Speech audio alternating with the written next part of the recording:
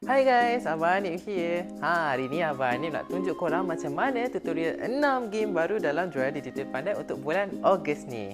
Okey, kalau korang still struggle macam mana nak main game ni, korang kena tengok video ni sampai habis. Jom kita tengok. Okey, game yang pertama Abang Hanif nak tunjuk macam mana nak main game Bubble Shooter. Pew pew!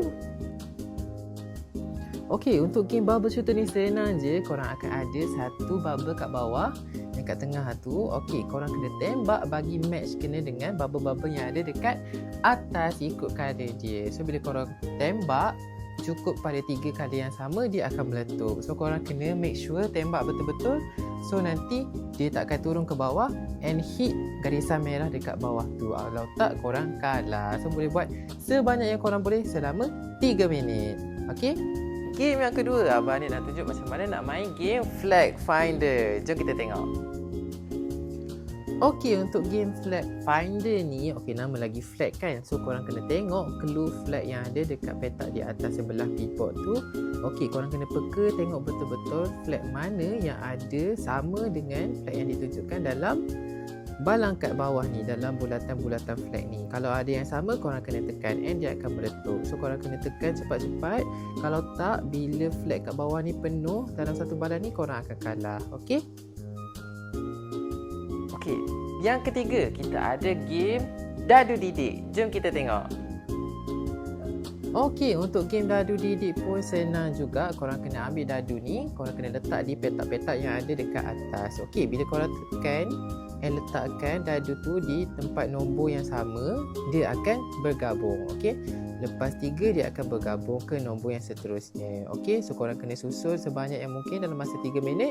Kalau petak ni penuh, then korang akan kalah. So, plan betul-betul, tengok dadu mana yang ada nombor yang sama, susun betul-betul and letakkan.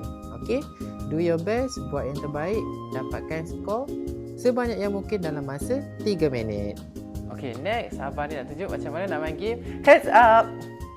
Okey, untuk game Heads Up ni korang kena multitask. Multitask macam mana tu? Korang kena bayangkan korang tengah jalan, sambil-sambil tu korang main game. So, game dia korang kena tengok obstacle, cactus yang kat bawah tu, korang kena tap-tap screen untuk lompat. Okey, jangan bagi kena. Kalau tak, nyawa korang akan berkurang.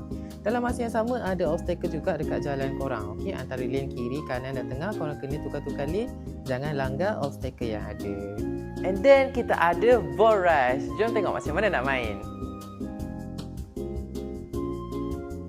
Okey, ball rush ni senang je. Bola korang akan bergerak and then korang kena swipe kiri kanan, jangan dia masuk lubang and bersentuh dengan nombor yang betul. Nombor yang betul tu tengok dekat mana? Tengok clue dia dekat bar dekat bawah ni.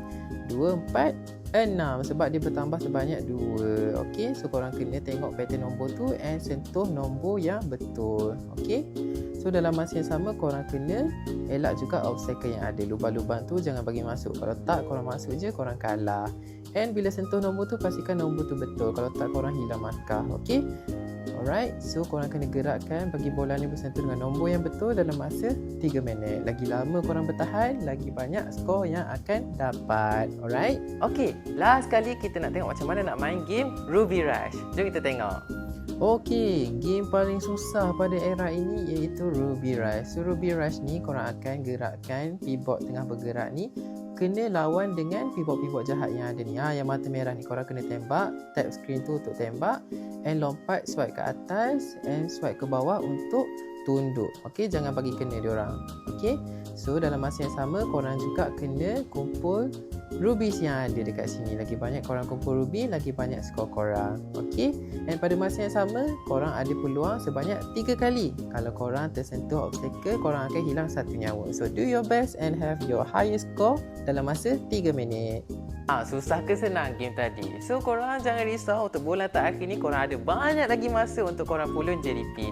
So everyone, good luck untuk bulan terakhir ni.